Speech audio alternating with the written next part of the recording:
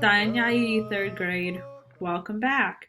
Today we're going to keep talking about Native Americans and their religion and culture, and we're going to talk a lot about how their lives were ever changing. So, for today's read aloud, I want you guys to just sit back and enjoy. As you learned in the previous read aloud, while they continued to hunt, fish, and gather, many Native American people also began to farm. This was a very important development that changed Native people's lives quite significantly and importantly. They began to plant and harvest crops such as squash, beans, and maize. Farming added to the food supply and allowed some groups of people to have the choice to stay in one place instead of migrating to follow their prey. Native people's knowledge and understanding of nature, particularly of plants, was acquired over many years.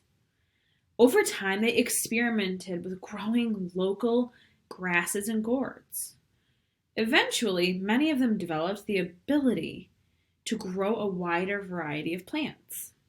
In addition to increasing their food supply by farming, Native people also began to use plants to make such things as clothing, medicine, homes, and even household items.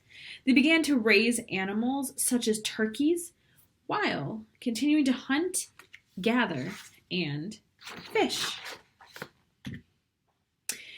And so after a long period of time, many Native people having migrated across North America, came to live in groups called tribes. Each tribe had its own name, language, set of beliefs, and overall cultural identity. How each tribe lived, the clothes the tribe members wore, the foods they ate, and the homes they lived in greatly depended upon the environment in which they lived. This is especially true of languages. Different words were created that related specifically to regional beliefs and habitats. And so the languages of these native people began widely different from region to region and from tribe to tribe within a region. Trade brought native people from different regions together, and a greater understanding of farming techniques spread. When tribes from different regions met to trade, they not only shared their ideas of farming techniques, they also traded crops and seeds. In this way, tribes began growing crops that were not native to the region in which they lived. With a more reliable food supply and the ability to store corn for 2 or 3 years to be used when there was not a good harvest, the population of native peoples in North America began to increase, and large settlements began to develop in different regions. This is not to say that all tribes settled in one place, however. Some, such as Shoshone, Cheyenne, and Blackfoot, of the Central Plains, never really settled in the true sense of the word. They chose a nomadic experience, following the enormous herds of buffalo that moved with the seasons. The buffalo provided them with everything they needed, including food, clothes, and the teepees that they lived in. And again, we kind of saw that in the read aloud before, where they used all the parts of the animal. Nothing went to waste. It is believed that at one time, more than 30 million buffaloes roamed parts of North America. The cultures of these Central Plain tribes grew out of their nomadic lifestyle. Groups such as Southeastern Cherokee and Northeastern Iroquois moved from place to place in the wintertime when the earth would not yield any food, and hunting was the only way to survive. Tribes such as these returned to their settlements in the spring. Nevertheless, one large native population began to live in settlements, there came the need for new rules. These rules were designed to help a large number of people live together in one space.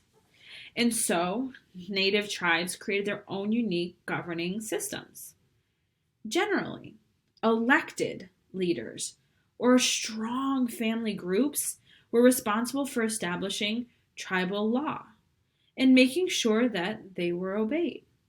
Spiritual leaders, which you can see right here, this is actually a tribal leader, they also guided their communities and participated in the decision-making process. Eventually, tribal laws, languages, clothing, customs, and religion and beliefs began to set them apart from each other. Now, clothes were made from local resources too, and varied enormously from region to region. And you guys can probably figure that out because, if you go down to Florida, you're not going to want to wear your winter snowsuit. But again, you're not going to want to go outside in the winter with flip-flops and, shorts on. You're not going to do that. So again, depending on where you lived, you're going to wear something totally different. And you can see that in these two garments right here. So furs and animal hides were worn in colder regions in the Great Plains. Cloth woven from plant fiber was common in warmer regions, and local plant dyes were used to embellish clothes and possessions. Many Native Americans also established and embellished their skin with the markings and piercings and tattoos. So again, you can see here, this one's got more fur, this one's more woven fabric. Now,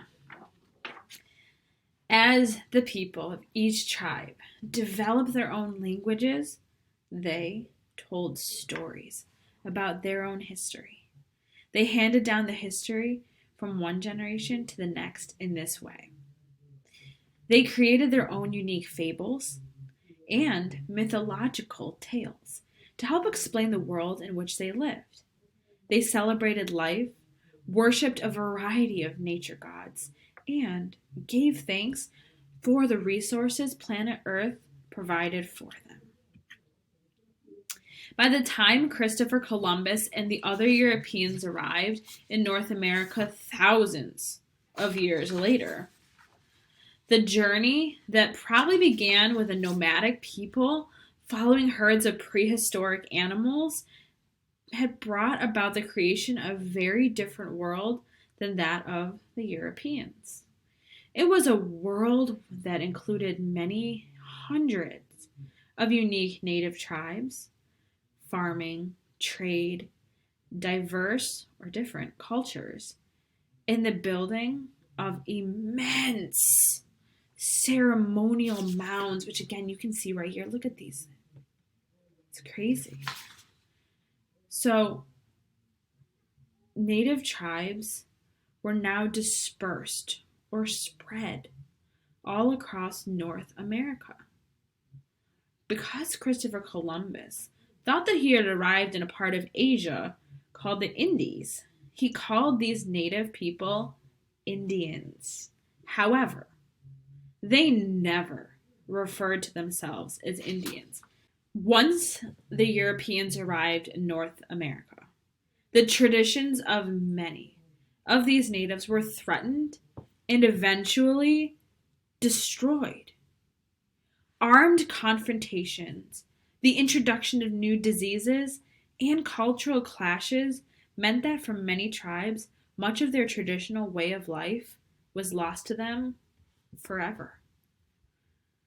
What had taken thousands upon thousands of years to create was all but gone for many tribes within only 400 years.